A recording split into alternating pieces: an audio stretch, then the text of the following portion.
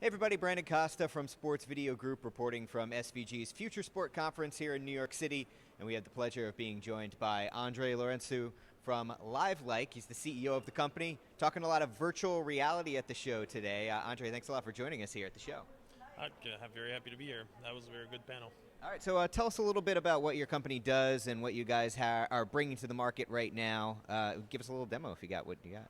Well, I can't give you a demo through this video, but Just hold it right up to the camera there. All right, cool. So what we do is basically we're building a virtual reality live sports watching application. We have a very unique take on that problem in that we actually build a mixed reality app. So we take a real video feed and we blend it into a virtual environment, and that allows us to have the quality and the immersion of a real video, and at the time allows us to have a multiplayer advertisement solution and a whole bunch of live statistic fantasy football integrations, and basically build the ultimate man cave, the ultimate sports center in virtual reality. And it works very well. Okay. Obviously, it's no secret that there's a lot of companies trying to get into this space right now. You're probably well aware of that fact. So CES is a couple of months away after the holidays, and there's a lot of anticipation that there's going to be a lot of VR there.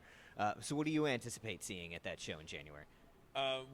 So the beginning of next year is kind of when what we call the real beginning of virtual reality in our industry. So you'll expect a lot of new hardware.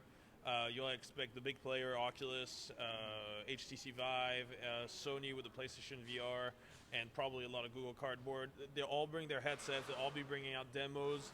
Probably showing a bunch of new content more so than new hardware, but still basically trying to get a lot of eyes onto their solution because they're going to be rolling it out mostly around that time, and they'll just want to have that last little PR push.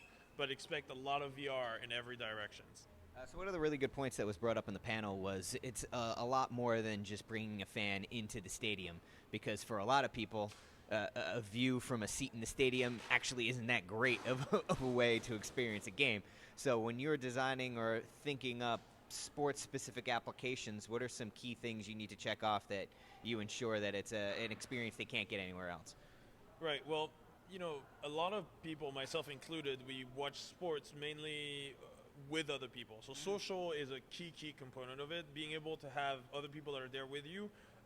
Now, we do it with an avatar system, and we create a visual representation of your friend, and you can feel like they're there, but you can do it over simply audio. But generally, the need to be able to simply smack talk with your friend is super important. Sure. And what we're especially trying to do is that we need to give a lot of ammunition for smack talk, as we say, in that we need to have live statistics. So if I'm in my virtual suite, I'm watching the game, and I'm like, oh, Adrian Peterson just scored a touchdown, and my friend's like, Adrian Peterson sucks or whatever. I need to be able to call some like holographic stats, put them in front of him, call a highlight, be like, look at that touchdown, and it's kind of it's a futuristic vision, but honestly, when you try what we do, it's tangible. Like, we can do this because we control the virtual environment. We can do a lot of stuff with our application. It's just and it's pretty great, and people love it in general, which is why we've already made pilot applications with major international teams mostly in Europe, but still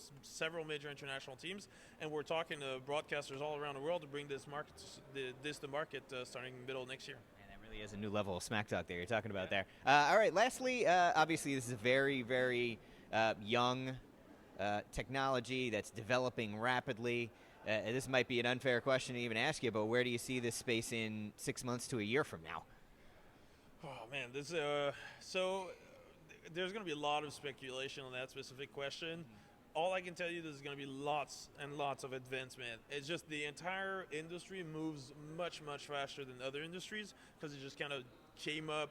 There's a big influx of money, big influx of people, and just we're getting much better at doing VR, even from the software side, just on the design front, on a hardware front, on pretty much all directions. We're getting way better at doing it. And so if you tell me 6 months, I'll tell you it's this much better. If you tell me a year, it's this much better. Like, the rate of improvement is considerable. I think, honestly, if you take this time next year, which is we're late September, we'll